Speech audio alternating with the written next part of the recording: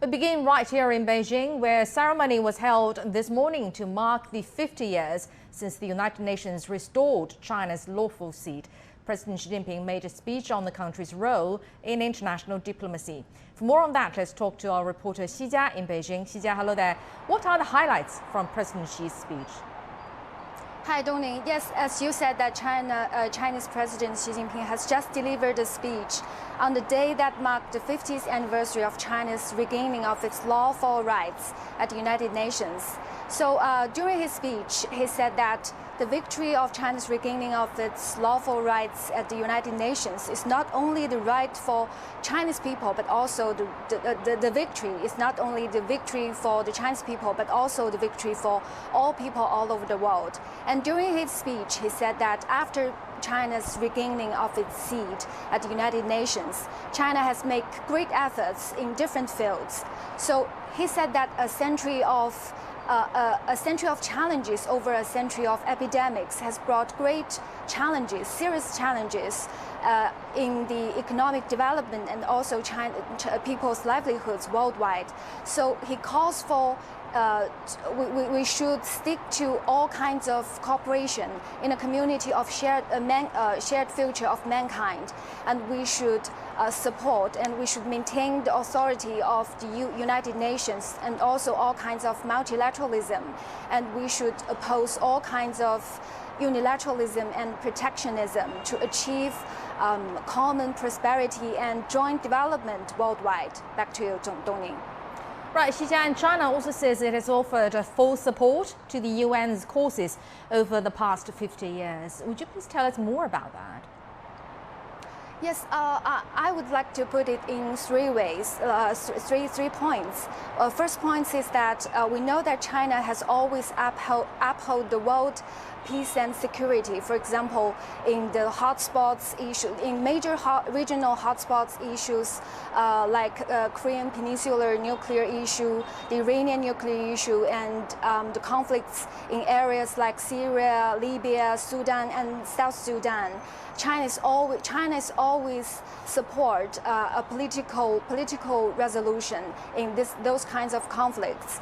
And another example is that since 1990, China has dispatched more than 50,000 peacekeepers in more than 30 areas. And at the moment, more than 2,000 peacekeepers are on duty in 8 different missions worldwide. So that is one typical example of China's contribution for the world peace. For the world peace. And my second point is from the economic point of view. We know that China is now the second economy worldwide, and China's economy accounted for like 1/3 of the world GDP. That is pre-pandemic. We know that after the pandemic, China has even become a more important force worldwide in the field of economic development. So we know that not only from only the economic development, but also the global development. I want to put another example in China.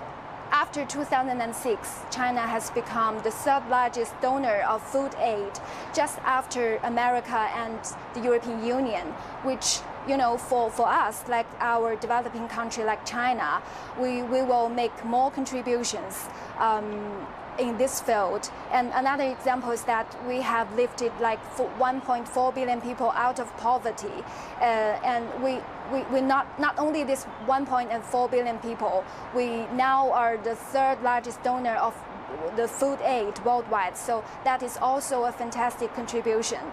And my third example is that China has always tirelessly making contributions in lower the carbon emissions to conquer to overcome the difficulties in the climate changes. We know that also in last year in September, President Xi Jinping has delivered speech and announced that China will achieve carbon neutrality before 2060, and we will peak carbon emissions before 2030. And also for us developing countries like China, we will make more contributions, and we will have extraordinary difficulties doing this because we take much fewer time than that of the developed countries. So I think from all these examples, we can see that during these 50 years that we regain our lawful rights at the United Nations, we can see that China has been making contributions and will always make contribution to the global development. Back to you, Dongning. Thank you very much. Xi Jia reporting from Beijing. Now we go to the UN headquarters in New York now, where correspondent Shara Wharton is taking us on a tour, starting from the daily flag-raising ceremony outside the headquarters. And she's also been given special access to the UN General Assembly Hall and also the area where interpreters translate speeches into the 6 official languages of the global body. Flag raising begins at 8 a.m. prompt every weekday here at the United Nations. There are 196 in total, so that's a flag for the United Nations and for every member state, and so that includes a flag for the People's Republic of China, and we're going to see that being put up now. So we've got some nice weather for the flag raising today. The sun has just come up here in New York. It's not very windy, so we may not see this flag flapping around, but still some nice weather for the flag raising today.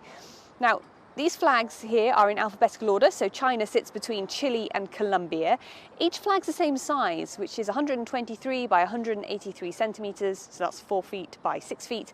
The flags go up every day, except for weekends, and during bad weather they don't put them up either, but they are left up all through the General Assembly's high-level week in September. Now all the member states are represented here, as well as the flags of 2 non-member states, that's the Holy See and Palestine. China's flag has been flown here since 1971, after all member states of the General Assembly voted in October of that year to recognise the People's Republic of China as the only legitimate representative of China to the United Nations. This is the seat from where China takes place in debates in the General Assembly Hall. You have these 2 rows of seats, there's a microphone to take part in the debate, an earpiece so you can listen to the translation of other people speaking, and most importantly the sign here lit up to let everyone else know which delegation is sitting here. Now member states are seated in here by country in alphabetical order. When the General Assembly elects its president each year, the Secretary General draws lots to see who gets seat number 1 over in that corner, then everyone else is seated in order after that. This year it's Suriname over in seat number 1, so this is where China is seated for this session of the General Assembly. This is the booth overlooking the General Assembly Hall, where the Chinese interpretation service translates speeches that are happening as part of the debate.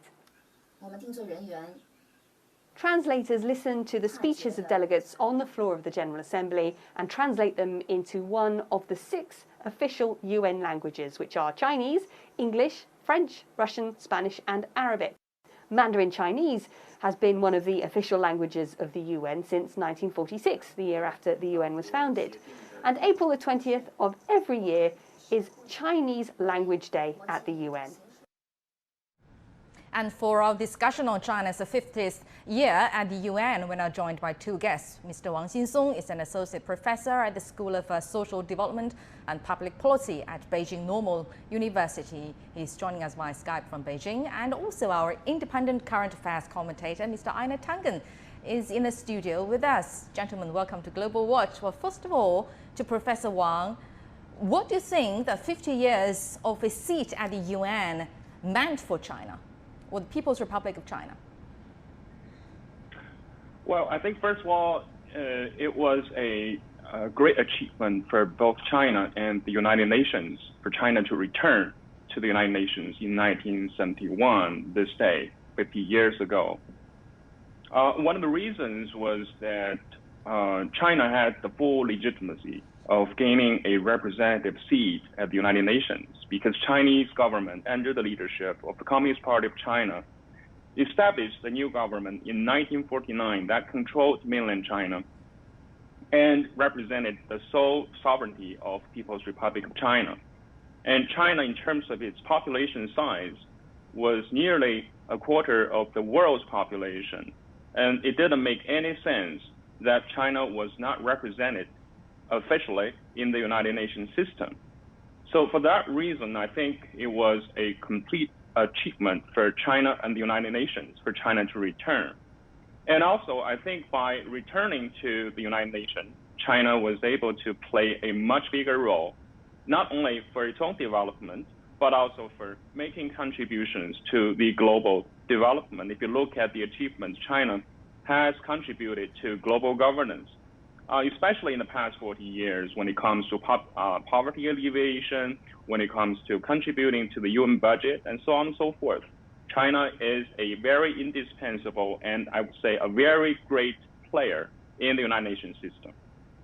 Right, and you have actually answered part of my second question to Ina. Ina, well, Professor Wang just said that China has made great contributions to the world by joining the UN. But what exactly, how exactly do you think it impacted the whole world by winning a seat in the world body? Well, as the professor pointed out, China is a legitimate power. It's one of the largest and most populated countries. But if you start looking over these last 50 years at the positive contributions and at the positive things that have happened in the world in terms of poverty reduction, in terms of economic advancement, in terms of making things more fair, and by that I mean shifting away from the dominance of the developed countries to being more inclusive, more human-centered development, that is all due to China. There is obviously an unsaid, kind of juxtaposition with the way, the U.S. in terms of the number of wars, the growing inequality, etc. Right, and President Xi Jinping is calling the 50th anniversary a victory for both the Chinese people and the world. How do you make of this praise, Ina? Well, no, I think it's legitimate. It's not going to be seen that way by many countries who view China with a very jaundiced eye. But the facts are as they are. I mean, if you could start looking back, as I said, at the positive contributions that China has made to the world, it is undeniable. And hopefully that this will be the measure, the true metric by which people start looking not only at history, but where we are today.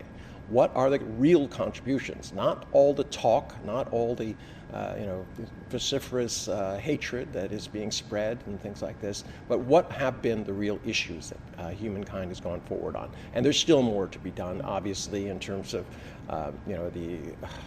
climate change, etc. It's kind of odd that we talk about how human beings can destroy the world when we're on the verge of being destroyed by nature.